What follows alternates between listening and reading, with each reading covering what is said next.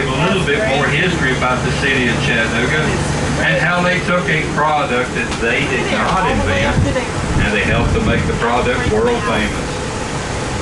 I'd be willing to figure everybody on board's heard of the product, and most of you probably even tried it out a time or two. Everybody heard of a product known as Coca-Cola? Oh yeah. No. Yeah, Chattanooga did not invent Coca-Cola. No, that was done in Georgia. Either Columbus or Atlanta, Georgia. I'll let those two cities argue that one out. The Coca-Cola bottling started right here in Chattanooga, Tennessee back in 1899. Yeah, it all came about whenever a couple of gentlemen, a Benjamin Thomas and a Joseph Whitehead, they really enjoyed the Coca-Cola product quite a bit. But now the only place they could get it at was at a soda fountain. That was found in your drugstores back then.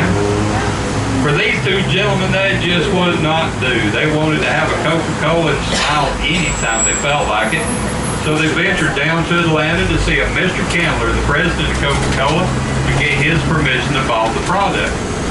Well, Mr. Candler politely told these gentlemen, forget about it. It can't be done. If Coca-Cola could be bottled, I would be bottling it up myself and selling it, gentlemen. Don't waste your time or your money trying to bottle Coca-Cola. You'll probably just go bankrupt. Take my advice, invest your money elsewhere, and forget about that silly notion of bottling Coca-Cola. Isn't that steep? Well, Mr. Candler was being honest with these gentlemen as far as he knew, because he had tried on more than one occasion to bottle Coca-Cola himself, and he didn't have much success with it at all. It'd start going flat or tasting bad, so nobody wanted it. So he wasn't going to waste any more of his time or hard-earned money trying to bottle Coca-Cola. He focused his attention back on these soda fountains. He was doing just fine. He just wasn't doing the volume he hoped to be doing. Well, these two gentlemen were very persuasive. And they finally convinced Mr. Candler into selling them the rights to bottle Coca-Cola. Well, he knew it was going to be a failure, and he didn't want any part of it. So he sold them these rights for $1. What? Yeah. And sent them on their way. He didn't even bother collecting the dollar. That was just a legal issue. He signed the paperwork, sent them back to Chattanooga, figuring he'd probably never see them again. Well, these two gentlemen got back to Chattanooga, got their finances together along with some more investors, and they started building a bottling facility. While they were building this bottling facility, they decided to use a new cap that was out. It was called a crown cap. It was metal and had a little slice of cork that go in between the cap and the top of the bottle itself, and it worked like a charm. They used it for many, many years. Well, I can still remember scraping some of that cork off the top of a Coke bottle myself from time to time. But the product tasted just fine. Mr. Candler, he was overjoyed. He could now sell his product not only at soda fountains, but also at grocery stores and gas stations all around the country, soon to be all around the world. Mr. Whitehead, Mr. Thomas, and all their investors, they were overjoyed because they were the ones bottling this product up and shipping it out all around the country, soon to be all around the world. It was a win-win situation all the way around. Mr. Candler, he never did bother collecting that dollar those two gentlemen owed him. He had so many other dollars coming in, that one didn't mean a thing to him anymore. But they all did become extremely wealthy. And that is the story behind how Chattanooga is at least partially responsible for helping to make Coca-Cola world famous. So there's a little restaurant up here to be on your right in just a minute. You may or may not be familiar with it. If you're not, you're going to be, because it's in part of my story. It's called Crystal. Anybody ever heard of Crystal? Crystal started right here in Chattanooga, Tennessee during the Depression. It came about whenever a couple of gentlemen, a Mr. Davenport and a Mr. Sherrill, they decided they wanted to have a restaurant of their own. And they had an idea. If they had a good product, sold it for a reasonable price from a crystal clean environment, people would buy from them even though it was during the Depression. And here's one on your right now. So they opened up the first Crystal restaurant on the corner of 7th and Cherry Street, October 24th, 1932, and downtown Chattanooga. The first customer that came in, his name was Mr. Jenkins. He ordered 6 Crystal hamburgers along with a cup of coffee, and it cost him a grand total of 35 cents. And the rest is pretty much history. You can't hardly go anywhere in the South today without running across these Crystal restaurants. They're everywhere. But now I did say in the South, and for good reason, you won't find these restaurants up north too. The reason for that? White Castle. White Castle, yeah. White Castle was around before Crystal was. And Crystal kind of copied off that little square burst White Castle's got. It's not exact, but it is pretty close. Okay. Now the story I was told, the CEO from White Castle got together with the founders of Crystal and they came to a gentleman's agreement. Crystal would stay south of the Mason-Dixon line and White Castle would stay north of the Mason-Dixon line. And that worked out well all the way around and that agreement lasted for years and years. Well, apparently it has came to an end. I say that because White Castle has infiltrated the South today. Yeah, we've got White Castles as far south as Nashville, Tennessee. There's some in Kentucky and a few in Virginia. But for the most part, it is still White Castle up north and Crystal down south. Now, a little bit of history on the Choo-Choo as we head back that way. They did open in 1909 under the name Terminal Station. They were built in the Boards Construction Design, of course. And they took in their last passenger train back in 1970. At this time, they closed their doors, locked up shop, and called it quits. No more terminal station. 2 years went by and the railroad was fixing to tear that station down. They were tired of paying taxes on it. Thankfully, before they did, a group of investors bought it out, did some renovations, and reopened under the name Chattanooga Choo-Choo. They were now a major hotel, restaurant, and shopping center. There's a museum there today called Songbirds. It is a guitar museum that has over 500 guitars on display. I'm told it's somewhere about $20 million worth. They've got entertainment at the Choo-Choo at Songbirds as well as at the Comedy Catch and the backstage. There is dining facilities there at the Stir, the Frothy Monkey, and the backstage. Right beside the Choo-Choo's a nice little restaurant called the Terminal Brew House. It not only sells craft beer, they sell crafty food as well. And across the street from the Choo-Choo, you've got the Hot Chocolatier. They also have gelatos, coffees, and candies they make right there. Very, very good. And beside the Hot Chocolatier is Chattanooga Whiskey. That's the first distillery to open up in the city since the Prohibition.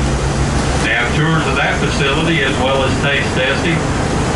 And their motto, eat more whiskey. And then there's a nice little gift shopping behind the Choo-Choo called Sweetly Southern. They'd love to have you come in and browse around for a spell. But now as we head on back to the Choo-Choo, I'm going to point out a few more restaurants to you that's within walking distance. Excuse me. The first one is called La Olatina. And it'd be on your right after we round this turn to the right up here.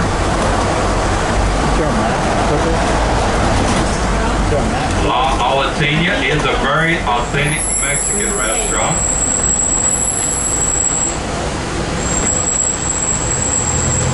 And it's just to your right. Now in that two-tone brick building there on the left side of the road, we have a restaurant called The Feed. Awesome name, awesome food. It's very popular among locals as well as visitors. The Feed. If you like a pub-style dining experience, just across the street to your right from The Feed, up at the corner there, is a restaurant called Clyde's. It's more of a pub-style restaurant.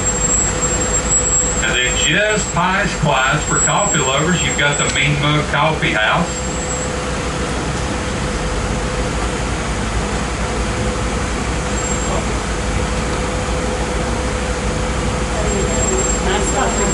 Then on the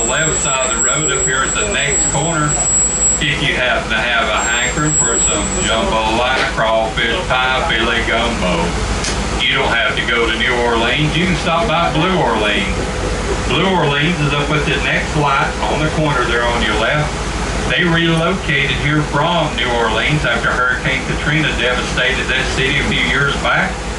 And we're glad they called Chattanooga home today. Across the street from Blue Orleans, there's a little light tan building. That is an art gallery called Gallery 1401. They've got beautiful artwork there that you can browse as much as you like. And if you find something you can't stand to be without, they're willing to sell it to you. And then behind Gallery 1401 is more of an upscale dining establishment called Aaliyah's. Now, a little heads up about Aaliyah's as well as Blue Orleans. Neither one open for breakfast or lunch, but they both like to have you stop by for dinner. Since I'm stuck here for just a minute, would anybody know that what Winnie the Pooh and Alexander the Great have in common? Adventure. That's very good. Something. Peanut butter. Jelly. Winnie the Pooh and Alexander the Great. Money. Honey. Money. Well, A belly. A belly. You got some good ideas back there. All of them would be right, really, you know, but the main thing is they share the same middle name. What? Winnie the Pooh, Winnie the Pooh, Alexander the Great. And that's good. I wouldn't get that historical sensory.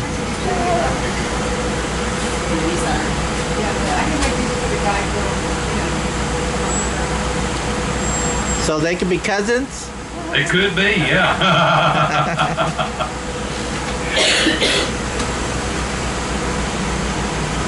Now, if you happen to be horseback riding and you discover that there's a tiger in front of you and a bear behind you, what should you do? Stop and get off. It's time to get off the carousel, that's right.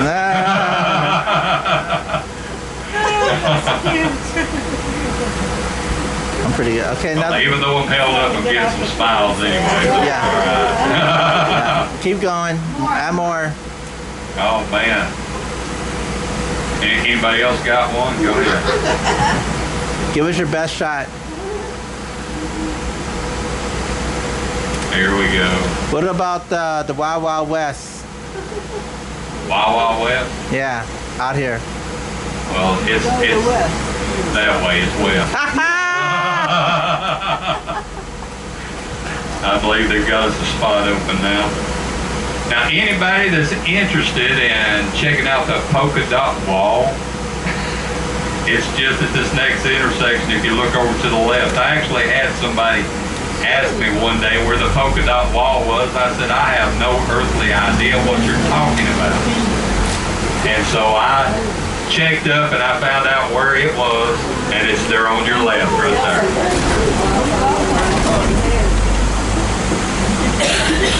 That's the polka dot wall.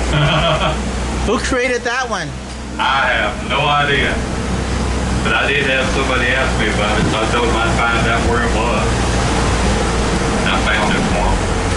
Well, that's What's it. bad is I've been driving by for 6 months and hadn't even noticed it, you know. Wow. Oh, guys, look.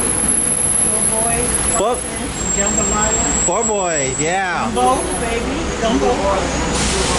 Now there are up and down Main Street, there's more shops and galleries as well as dining That's right. establishments up and Yes. down both sides Oh my of Main God. Street up Yeah. here. It's really, really nice. Jambalaya. Gumbo. Big net. It couldn't get much more authentic than Blue Orleans because they did move here from New Orleans. I can always find something like that. Poor boys is good. Okay, poor As we boys. pull on around to the Choo-Choo, I'd like to say thank you very much for choosing to ride the Chattanooga Hop On Hop Off Trolley Tour. My name is Tim. If you enjoyed the ride and you get a chance, why not go to Trippin' TripAdvisor and leave a little review. If you put my name on there, let the manager know I've done my job. The next stroller will be leaving out at 2:30. So those of you that don't have tickets, you do have time to go in there and purchase them. And you can roam around inside the Choo-Choo for a few minutes. There are restrooms in there, as well as some places to get you something to snack on. Across the street is the hot chocolatier, and it's awesome. I got it? What's your name again when you get the review? Tim. Tim. So I don't think, I think we have to get out here. I think we can go get coffee over here. No. Yeah, but no, baby, we just started. Do the doors on to your left.